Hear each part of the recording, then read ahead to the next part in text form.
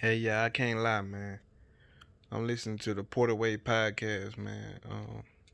Like I said before, I like the Porter Way podcast because his co-hosts, the two guys he got as co-hosts on there, are not Shawn Porter ass kissers. You feel me? Because you would think if you doing a show and you the fighter and you got co-hosts on there, they don't too much wanna, you know what I'm saying? They always gonna agree with it. They always gonna agree with you, but these guys ain't like that, man. They solid, man. But with Shawn Porter, man, Shawn Porter said the really shit today. Well, Sunday, and it came out today. Um, he have finally admitted. This is my first time hearing him call Errol Spence a great fighter and recognize that Errol Spence is a great fighter. Like, you know what I'm saying? Like, really, really giving that nigga praise, because I always thought Shawn Porter was salty, which I still think.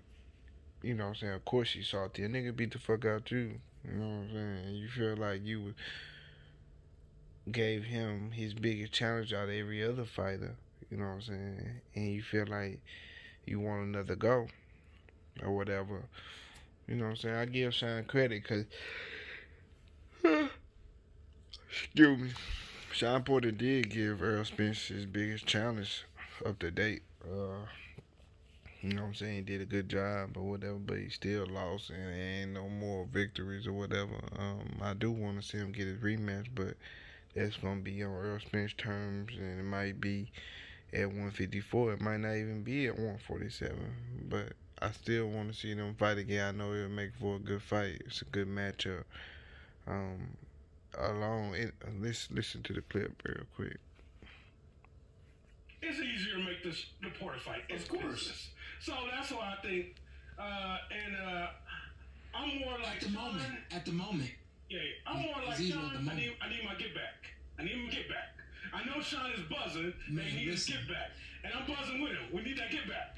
I'm telling y'all, like, I don't lie. When we gonna keep going just a little bit longer, then we gonna finish up. But I don't lie. When he beat Kell Brook in England, I stood up and I put my hands in my pocket and I said, all right, whenever this fight gets made, it gets made. I'm not going to argue it. I'm not going to try to fight anybody else or anything like that at all. I'm not going to push the envelope and say, hey, I want Errol Spence Jr. next or anything like that. I said very calmly, when this fight gets made, it gets made, because I could tell that dude is great. And I'm not afraid to say he is a great fighter. And I want to be a part of that. I tell people all the time, there's no secret that Marvelous Marvin Hagler is my favorite fighter in the world.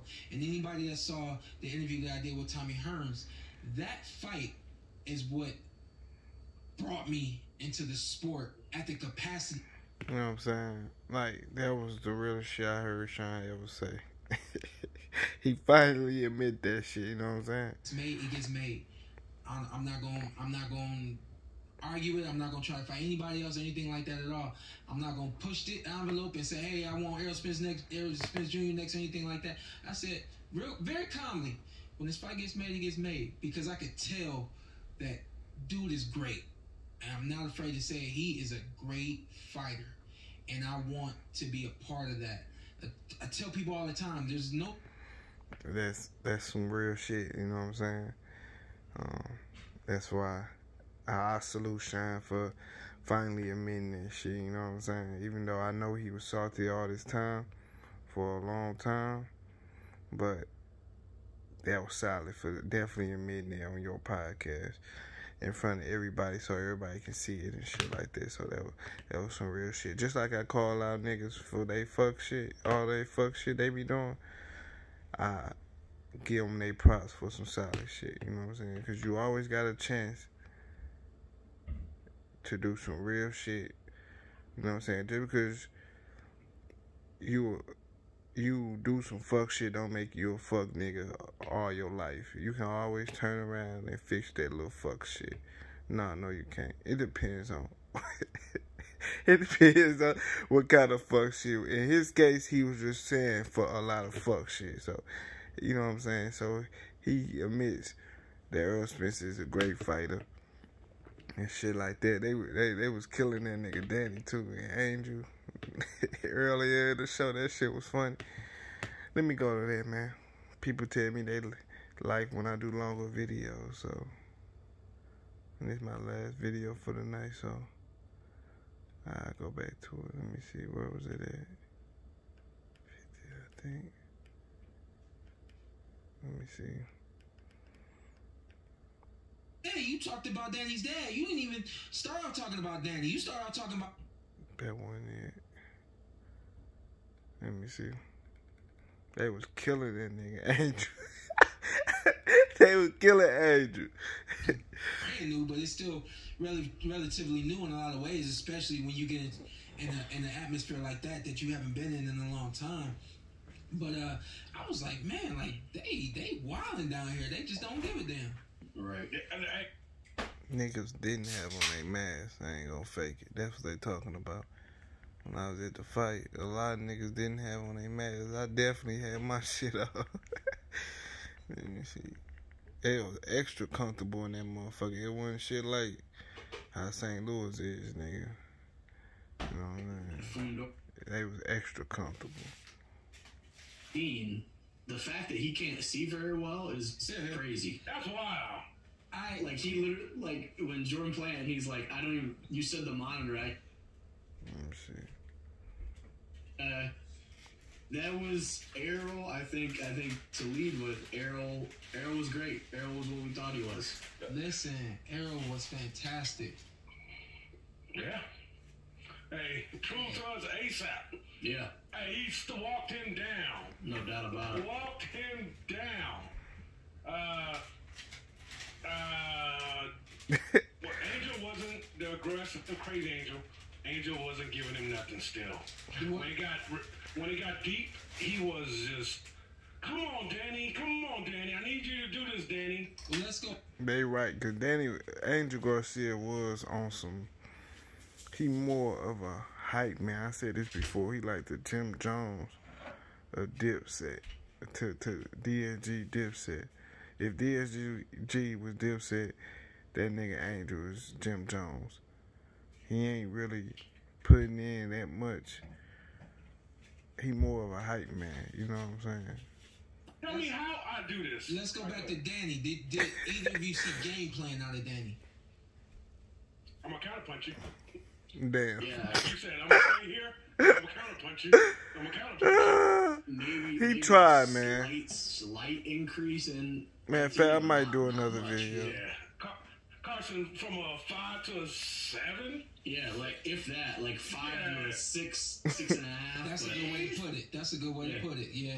You know what I think? What happened? I'm pretty sure this was. He watched your fight. He said, "Oh, Shawn's landing. Boom. I'm powerful than Shawn. If I land him, I hurt him." How the hell did Shawn get there? Shawn didn't just rush him. It was tactics, the ways to get it. Right. His footwork was slow. It was better. I thought he at least was gonna try to tap or something. Yeah. Like, come on, man. And Crushing it. I was trying to go. I was telling Carson, maybe he added something.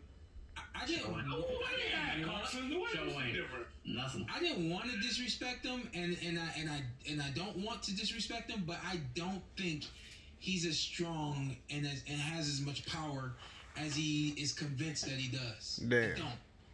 Because you've been in the ring with three of the top dogs. I think so too. That shit was definitely overrated. That days to hurt me, nothing on Keith, and nothing on Errol. And I don't know. He might kind of hurt it, Keith Thurman a little bit. I ain't gonna fake it. Cause with Keith Thurman, when Danny hit Keith Thurman, I don't know, cause that can be cause Keith Thurman is satisfied with just going 12 and moving around. He just ain't got that killer no more. You know what I'm saying? So I don't know. That strong and that powerful, you gotta do it. If you're that, like, if I got a hammer, like, why wouldn't I want to use my hammer? Why am I still using my hand if I got a hammer? Like, get the hammer and throw it. And I just don't think he has a hammer or as big a hammer as he claims. At 47. Yeah, at 47. Yeah. Because we've seen him put people out. Crush lower weight. Yeah. But for me, I think with his respect to footwork, Danny though, man. his footwork wasn't good enough to put Errol in a compromised position to land the shots. Yeah. Because if Danny's not moving and making Errol, step where he doesn't want to step or something to that effect, you're not able to land those big shots because the angle's not there. Yeah. And it was just normal Danny. It was kind of like, yeah. The other, I don't think he ever put him in a position where he made Earl think. He got comfortable immediately. He got in a position where he made Crushing him. He got in the zone and was locked in. Yeah. Yeah, the one thing that I found interesting and I was also disappointed in, there were points in my fight with Errol Spence Jr. where he would have me on the ropes and I was able to turn him and then I would get on him. I found it interesting that Danny was able to maneuver off of the ropes at a couple of points and actually put Errol Spence Jr.'s back towards the ropes. Didn't put him on the ropes, but put his back towards the ropes. It's almost like you're making that quick switch. Obviously not as quick as I was doing anything like that, but I found it interesting that it was relatively easy for Danny Garcia to make that switch. You know what I mean? I'm studying this, so I'm like, I did it out of my nature, knowing what I needed to do, and now I'm seeing somebody else do it, and I'm seeing that's you're susceptible to that move. You can be turned and maneuvered and put in positions that I need you to be put in. Hey, you giving away everything. You're right. But do you think Danny with that though? Danny didn't go after him at all. Every time he turned him. Yeah, he wasn't aggressive. That's what I'm thinking when you said he was susceptible to that. Maybe Errol's thinking, you might turn me and I'll let you turn me, but if you're not gonna put the pedal to the metal and be on me, who cares? Then I'm just fighting with my back against the rope or towards.